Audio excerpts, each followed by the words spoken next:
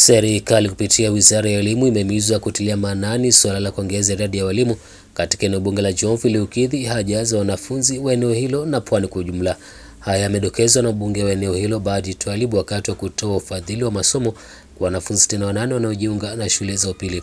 Badi aidha amewahimiza vijana katika eneo hilo kusomea taaluma ya walimu ili kuongeza idadi ya walimu wanaotoka eneo hilo, akihoji kwamba idadi kubwa ya walimu katika eneo la Jomvu hawatoki eneo hilo.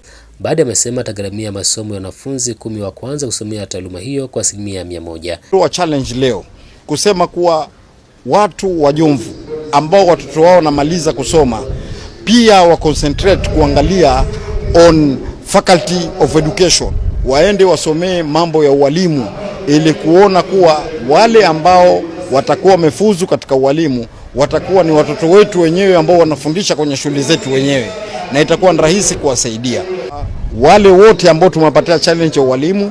Nimesema kuwa wakienda kusoma kama mbunge tutaweza kuwasimamia 100% school fees. Vile vile nataka niseme kuwa pesa ni muhimu ya development iongezeke kutoka kwa junior secondary mpaka kwa senior secondary. Tukiangalia hiyo transition, watoto ni wengi. Serikali should come up na suluhisho ambalo tusizungumze tu 100% transition without supporting infrastructure. Kwa hivyo ni lazima tuwe na collaboration pamoja kuangalia kuwa supporting infrastructure inaenda as per na intake ya watoto ambao wanachukuliwa katika zile shule.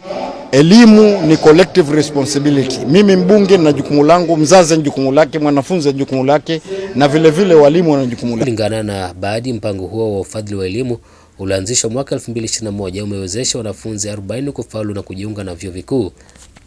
Leo ni continuation ya full scholarship program yetu ambao tulianzisha 2021. Cohort ya kwanza ama first cohort tuliweza kutoa wanafunzi 19 ambao mwaka jana wote walikwenda university, na mwaka huu ukiunganisha na wale mwaka jana wanafunzi wote ni 40 ambao tumeweza kupeleka university. Hii ni program kama ile ya marehemu Tomboya ambayo alianza kitambo sana ya kuona kufanya ya lifting program ya kwenda Amerika, akachukua wa Kenya. Kwa hivyo tuliangalia program kama hii mara ya kwanza tukianza, watu hawakujua tutafikia hapa, lakini tumeiona imeanza kuzaa matunda. Watoto 40 si mchezo, na leo watoto hawa tumeona wameweza kufanya bidii sana. Zamani hakukuwa na A's Jomvu, leo ma B+ yamejaa hapa, watoto wameweza kufanya vizuri.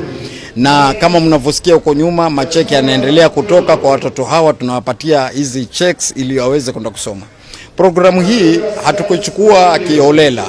Watoto wote ambao tunawasomesha every term tuna evaluate matokeo yao, wanatuletea result slips pale kwa ofisi, alafu tunaangalia ikiwa kuna any challenge ambayo na mtoto pia kwa shule, kando na mzazi tunaingilia kati kuangalia vipi tunaweza kumsaidia. Nataka nitoe fursa safari hii kusema kwa serikali ni muhimu iajiri walimu zaidi kwa sababu kuna shortage ya walimu. Jumla ya wanafunzi 8 wamenufaika na ufadhili huo ambao umegharimu kima cha shilingi milioni 3. Ali Vincent, Benvin TV.